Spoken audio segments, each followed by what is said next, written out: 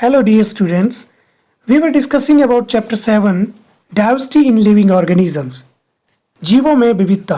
हमने अपने last lecture में किंगडम प्लांटी की 5 डिवीजन में से 3 डिवीजन को डिस्कस किया, डिवीजन थैलोफाइटा, डिवीजन ब्रायोफाइटा और division pteridophyta. Now we will learn about division gymnosperm and angiosperms. Two types of seed plants are there, gymnosperms and angiosperms.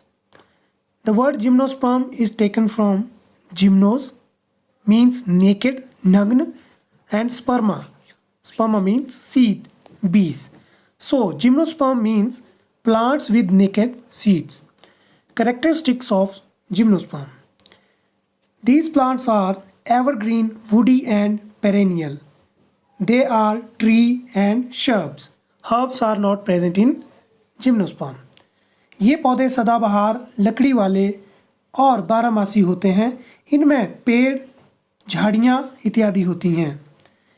Those plants in which naked seeds are present are called gymnosperms. ये वे पौधे होते हैं जिनमें नग्न बीज पाए जाते हैं. They do not produce fruits. इनमें फल नहीं लगते हैं. Sporophylls aggregate to produce cones. There are separate male and female cones for reproduction. Sporophylls मिलकर कोन बनाते हैं.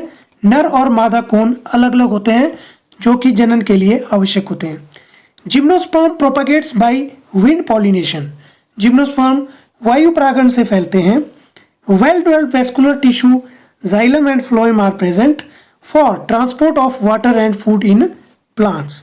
पूर्ण विकसित स्वहन उत्तक जाइलम और फ्लोएम पाए जाते हैं जो जल और भोजन का परिवहन पौधे में करते हैं. There are many common examples of gymnosperms which you can see around you, जो आप अपने चारों तरफ देख सकते हैं, जैसे साइकस, पाइनस, पाइन ट्रीज, सीड्रस देवदार, देवदार के पौधे एंड गिंको इत्यादि. ऐसे कई जिम्नोस्पर्म है which you can see around you. Next plant division है angiosperms. The angiosperm word is taken from Greek words angion and sperma. Angion means cover, sperma means seed. So angiosperm means plant in which seeds are covered, जिनमें बीज फल के अंदर होते हैं. This is the largest and most diverse division of the plants. यह पादप जगत का सबसे बड़ा वर्ग है जिसमें बहुत अधिक विभिन्नता पाई जाती है. There are more than 250,000 non-species of angiosperms at present. Characteristics of angiosperm. Angiosperm के लक्षण. These are the flower-bearing plants. Angiosperm में सभी फूलों वाले पौधे आते हैं.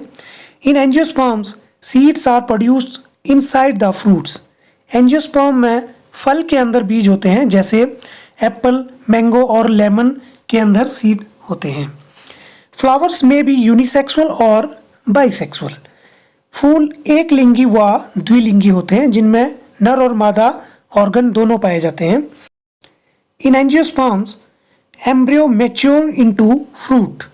एंजियोस्पर्म में भ्रूण परिपक्व होकर फल बन जाता है. Pollination occurs by wind, water and by animals. परागण हवा, जल और जंतुओं से होता है जिसमें इंसेक्ट्स मुख्य भूमिका निभाते हैं. प्लांट्स आर डेसिडियस और evergreen. They are annual, biennial और पेरेनियल. हर्ब्स, श्रब्स और trees all are present in this division. Angiosperm सदाबहार होते हैं. ये वार्षिक, द्विवार्षिक और बारहमासी होते हैं. इनमें पौधे, झाड़ियाँ और पेड़ सभी होते हैं. Well developed vascular tissues, xylem and phloem are present for transport of water and food in the plant.